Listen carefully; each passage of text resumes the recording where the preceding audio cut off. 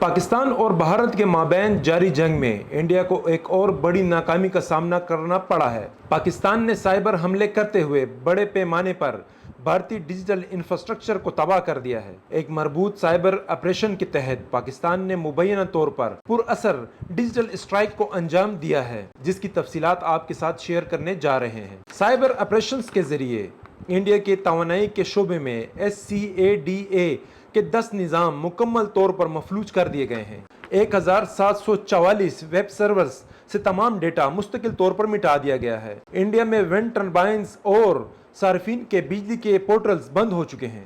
Hindustan railway کے مکمل ICT infrastructure, دلی gas ڈسکام اور کشمیر الیکٹرک ڈسکام نے شرمندگی سے بچنے کے لیے تباہ شدہ تمام ڈیٹا حذف کر دیا ہے۔ کنفیگریشنز تبدیل ہونے سے 5120 راؤٹرز اور 1310 IP کیمرے ناکارہ کر دیے گئے ہیں۔ 507 ICT ڈیوائسز اور ڈیٹا بیسز کو ختم کر دیا گیا ہے۔ 15 میل سروس بند ہو چکے ہیں۔ 13 سرکاری پورٹلز خراب اور آف لائن ہو چکی ہیں۔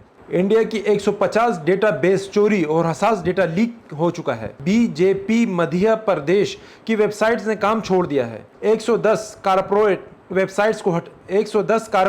سائٹس ہٹا دی گئی ہیں۔ 3 نیوز چینلز کی نشریات معطل اور خلل ڈالا گیا ہے۔ ناظرین، آپ کو یہ بتاتے چلیں کہ یہ خطے کی تاریخ میں سب سے زیادہ جامع سائبر حملوں میں سے ایک ہے۔ آپریشن کے اثرات اب بھی سامنے آ رہے ہیں۔